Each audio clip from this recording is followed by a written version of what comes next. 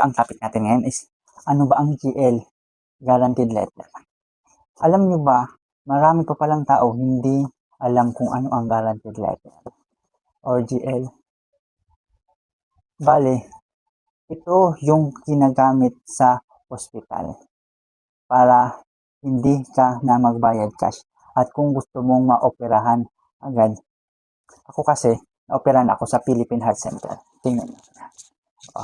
Open heart surgery ako noong November 5. At ang binayad ko lahat, para alam nyo, sa professional fee, guaranteed letter. Sa mga gamot ko, guaranteed letter. Sa room ko, guaranteed letter. Lahat sa hospital, halos zero bill ako, zero bill. Kahit rehab pagkain, guaranteed letter. Ano ba ang sampul ng guaranteed letter? Meron akong guaranteed letter, pero ito, sa Philippine Heart Center lang ito. Iba-ibang hospital, iba-iba ang guaranteed letter nila. Ganyan po ang sampul ng guaranteed letter. Makikita nyo dito, ang value niyan is 20,000 pesos.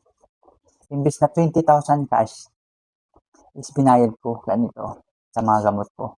Alam nyo ba, yung operasyon ko sa heart center, kailangan ko ng 800,000 pesos para maoperahan ako.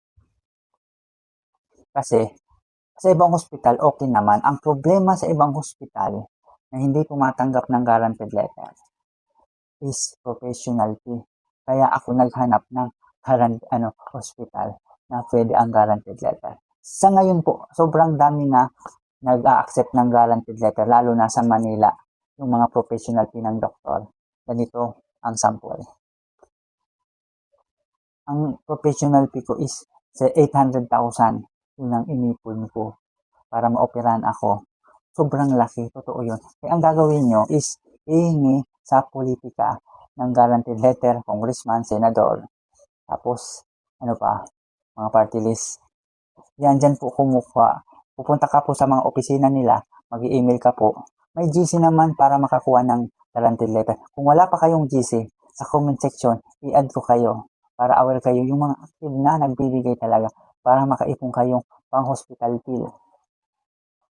Kahit private, nag-a-accept na rin. Ang problema lang sa ibang hospital, lalo na sa private, yung professional fee. Pero sa Maynila, karamihan doon, halos nag-a-accept na. Kaya nga na-operahan ako. Wala akong ginastos dito, promise. Siguro yung pamasahe ko sa pagkain sa labas, di naman yung kasali. Pero the rest, yung buong 800,000, libre yun, may sobra pa nga ako. Itong sobra, anong gagawin ko dito? Pwede ito pang 2D echo, pang blood test, pang laboratory. Dito nila binabawas. Kaya, yung mga hindi pa alam ang guaranteed letter, okay, ganito yung ibig sabihin niyan.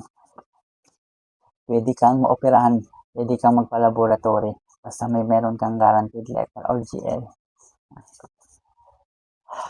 Madali lang naman magkuha ng guaranteed letter. Ano bang requirement? Kadalasan, mga requirement niyan is, siyempre, yung medical certificate ng doktor, tapos, ang iba, mga kailangan nyo ng reseta, kung magpa-process kayo, mga laboratory, tapos, indigency, kailangan din yan sa barangay.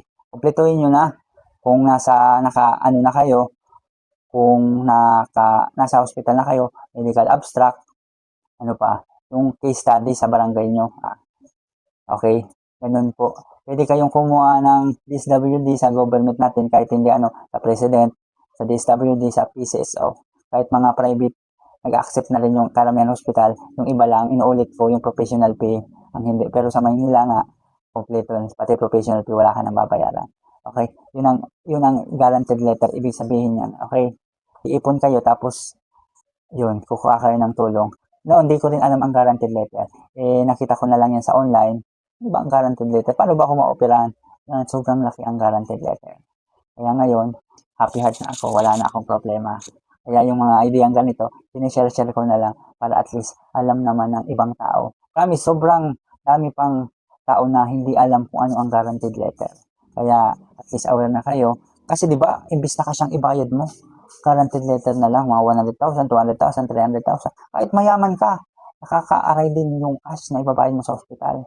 Diba? Kaya mag-guaranteed letter na lang kayo. Diba? Okay, kung sino ulit ko sa comment section, mag-comment kayo, i-add ko kayo sa mga GC. Okay, para may group na tayo.